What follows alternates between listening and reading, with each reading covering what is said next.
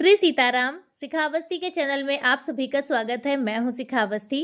माता महालक्ष्मी की विशेष कृपा प्राप्त करने के लिए, आर्थिक समस्याओं से छुटकारा प्राप्त करने के लिए और स्थायी रूप से माता का वास अपने घर में करने के लिए मार्गशीर्ष, जिसे अगहन का महीना कहा जाता है, तो मार्गशीर्ष मास के गुरुवार के व्रत किए जाते हैं। पद्म पुराण के अनुसार ऐसी मान्यता है कि मार्गशीर्ष मास के जो गुरुवार होते हैं, इन गुरुवार में माता महालक्ष्मी की पूजा अर्चना वंदना की जाती है, व्रत रखा जाता है और उनकी कृपा प्राप्त की जाती है। वैसे तो गुरुवार का व्रत हम देवगुरु बृहस्पति यानी गुरु ग्रह को अपने प्रभावित करने के लिए गुरुवार का व्रत करते हैं, भगवान विष्णु की पूजा अर्चना वंदना करते हैं। लेकिन अगहन मास के जो गुरुवार होते हैं, तो इन गुरुवार में माता महालक्ष्मी की पूजा अर्चना वंदना होती है भगवान विष्णु जी के साथ में। तो आज इस वीडियो में हम जानेंगे कि अगहन मास के गुरुवार का व्रत हमें किस प्रकार से करना होता है, वर्ष 2025 में यह गुरुवार कब कब पड़ेंगे और इसके साथ ही पूजा की सरल विधि क्या है। बिल्कुल सरल तरीके से हम इस व्रत को किस प्रकार से करके माता महालक्ष्मी का आशीर्वाद प्राप्त कर सकते हैं। तो देखिए, अगहन मास 6 नवंबर 2025 दिन गुरुवार से ही प्रारंभ हो रहा है और 4 दिसंबर 2025 दिन गुरुवार से ही यह अगहन का महीना पूर्ण होगा। तो वर्ष 2025 में अगहन मास में 5 गुरुवार व्रत पड़ेंगे।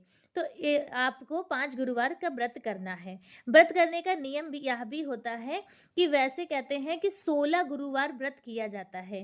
तो आप प्रत्येक वर्ष अगहन मास के ही गुरुवार व्रत करके भी 16 गुरुवार व्रत पूरे कर सकते हैं, या फिर आप अगहन मास से प्रारंभ करके अगले वर्ष के अगहन मास तक सभी गुरुवार का व्रत करके भी आप अपने व्रत को पूर्ण करके उसका उद्यापन कर सकते हैं। यदि आप चाहें तो आप और भी आगे कर सकते हैं, जैसे आपकी जो भी मंगल कामना है वह माता भगवती पूरी करती हैं, तो उनके आशीर्वाद में या आपकी इच्छा हो तो आप 16 गुरुवार से भी ज़्यादा कर सकते हैं, लेकिन 16 गुरुवार जरूर करने होते हैं। तो यह व्रत का नियम हो गया। इस व्रत में, इस पूजा में माता महालक्ष्मी की सुबह सवेरे सूर्योदय से पूर्व पूजा अर्चना होती है और नमक रहित भोजन करना होता है। वैसे तो यह व्रत फलाहार किया जाता है। यदि किसी भी कारण से आप फलाहार नहीं कर पा रहे हैं तो एक टाइम पर आप मीठा अनाज इसमें कर सकते हैं, जैसे खीर का भोग लगाकर आप खा सकते हैं, पुए बनाकर खा सकते हैं। तो इस प्रकार से आप एक बार मीठा अनाज खा सकते हैं। वैसे जहाँ तक संभव हो तो आप इस व्रत को फलाहार करें। ठीक है, अब हम व्रत विधि समझ लेते हैं कि व्रत हमें पूजा हमें किस प्रकार से करनी है। तो देखिए, यह जो पूजा होती है सुबह सवेरे ब्रह्म मुहूर्त में की जाती है, तो इसलिए सारी पूजा की तैयारी एक दिन पहले यानी बुधवार को ही घर में हमें कर लेनी होती है। तो बुधवार वाले दिन आप अपने घर की अच्छे से साफ सफाई कर लें और अपने घर के मुख्य दरवाजे पर आप एक सुंदर सी रंगोली बना लें। और कहते देखिए, नियम तो है कि मुख्य द्वार पे रंगोली आप बनाकर और जहाँ पर आप पूजा कर रहे हैं वहाँ तक आपको माता लक्ष्मी के पद चिन्ह बनाने होते हैं और पद चिन्ह अपने घर के अंदर आते हुए बनाने होते हैं और वह पद चिन्ह एक डोरी से जोड़ते हुए जाते हैं। ठीक है, तो नियम यह है। लेकिन आप अगर चाहें तो एक रंगोली छोटी सी आप अपने घर के मुख्य दरवाजे पर बना लें और एक जहाँ पर आप पूजा अर्चना वंदना करते हैं वहाँ पर बना लें। ठीक है, क्योंकि देखिए, माता महालक्ष्मी को अच्छे चटकीले रंग और साज सज्जा बहुत ज़्यादा प्रिय है, तो इसीलिए माता को प्रसन्न करने के लिए यह कार्य किया जाता है। और अब हम सुबह से समझते हैं पूजा किस प्रकार से करनी है। तो गुरुवार वाले दिन आपको ब्रह्म मुहूर्त में उठकर स्नान आदि करके और फिर जो घर पे आपने रंगोली बनाई है घर के मुख्य दरवाजे पर, जहाँ पे आपने माता जी के चरण बनाकर और उनकी पूजा अर्चना करते हैं और एक घी का दिया दहलीज पर जलाते हैं। और उसके बाद फिर जहाँ पर आपको पूजा करनी है वहाँ पर आप आ जाइए। तो पूजा जहाँ पर आपको करनी है, चौकी आप एक दिन पहले ही लगा कर रख लें, क्योंकि ब्रह्म मुहूर्त में पूजा करनी होती है। तो बिल्कुल तैयारी सारी करके रखते हैं ताकि सुबह जल्दी आपको कुछ ना करना हो, बस मुख्य दरवाजे पर आप पूजा करें और बस फिर आप माता जी की पूजा करने लगें। तो इसमें पूजा में देखिए आप एक चौकी रखेंगे, उस पे लाल या पीले रंग का वस्त्र बिछा लें। माता महालक्ष्मी की भगवान विष्णु जी के साथ में इसमें पूजा होती है। तो विष्णु भगवान और माता महालक्ष्मी का जो भी आपके पास चित्र हो, श्री विग्रह हो, जो भी हो, तो उन्हें उन्हें आप विराजमान कर लें।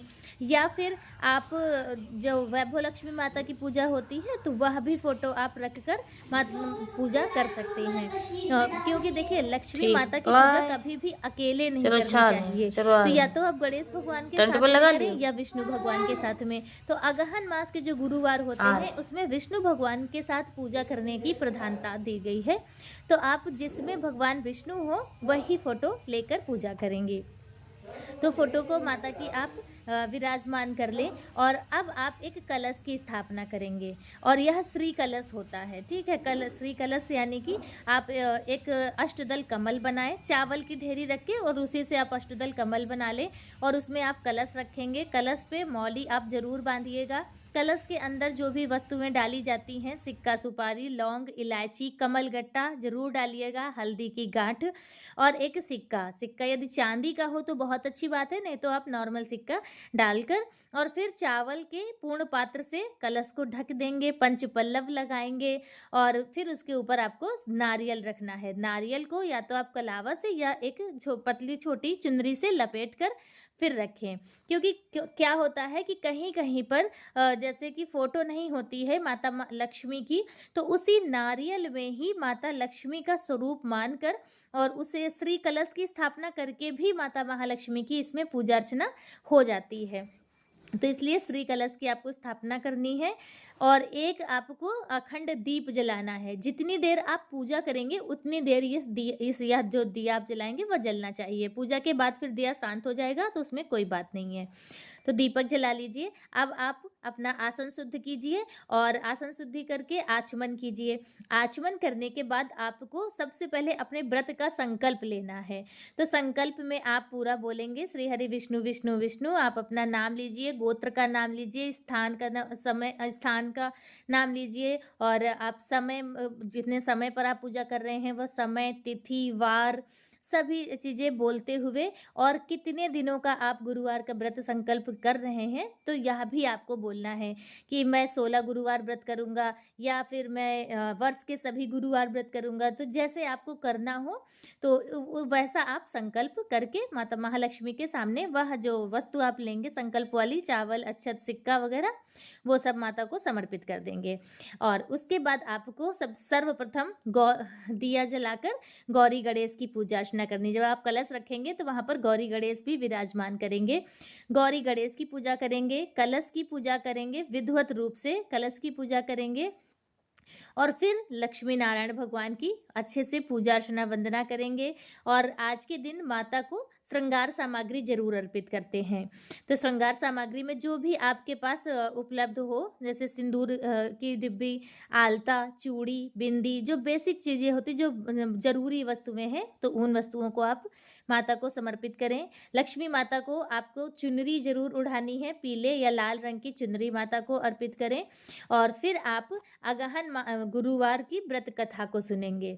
तो व्रत कथा का भी वीडियो आपको मेरे चैनल पर मिल जाएगा, तो आप कथा को सुने, आरती करें और इसके साथ ही कनक धारा स्तोत्र का पाठ करें, लक्ष्मी चालीसा का पाठ करें। क्योंकि देखिए सुबह के समय पर ज़्यादा समय नहीं आपको मिल पाएगा, ये हम भी जानते हैं। तो आप पूजा अर्चना कर लें, कथा कर लें, आरती कर लें, क्षमा प्रार्थना कर लें और इस तरह से आपकी जो सुबह वाली पूजा है वह संपन्न हो जाएगी। याद रखिएगा सूर्योदय होने के पहले आपकी पूजा सुबह वाली संपन्न हो जानी चाहिए। फिर बहुत से लोग दोपहर में भी पूजा करते हैं, लेकिन अगर मैं पर्सनली सुबह और शाम ही पूजा करती हूँ, दोपहर में मैं पूजा नहीं कर पाती हूँ क्योंकि और भी बहुत काम होते हैं। तो यदि आप कर सकते हैं तो कीजिए, नहीं तो सुबह शाम ही पूजा माता महालक्ष्मी की होती है। शाम के समय में भी आप अपना आसन वगैरह शुद्ध करके पंचोपचार विधि से माता महालक्ष्मी की पूजा अर्चना कर लें और जो भी स्तुति स्तोत्र वगैरह आपको पढ़ने हो वह आप पढ़ लें, आरती कर दीजिए और इस प्रकार से जो आपकी शाम वाली पूजा है वह संपन्न हो जाती है। और उसके बाद सारी वस्तुएं जो जहाँ आपने जैसे चढ़ाई है, बस प्रसाद को छोड़कर जो प्रसाद आपने चढ़ाया है वह आप स्वयं भी लें और अपने जो भी पारिवारिक सदस्य हैं आपके घर के, उन सभी में आप वह प्रसाद को बांट दें। दूसरे दिन शुक्रवार वाले दिन आप जो अपनी चौकी को हटाएँगे और सभी वस्तुओं को यथास्थान रख देंगे। जैसे कि जो कलश का नारियल है, उसे आप रख लेंगे, श्रृंगार की सामग्री आप रख लेंगे, माता की फ़ोटो आप जहाँ पर रखते हैं, वहीं पर विराजमान कर देंगे। और जो चा जैसे कि अष्टदल कमल बनाएँ, वो चावल, पूर्ण पात्र वाले चावल, तो इनको भी आप एक पन्नी में बाँध कर रख लीजिए और प्रत्येक गुरुवार को आपको इन्हीं वस्तुओं का प्रयोग करना है।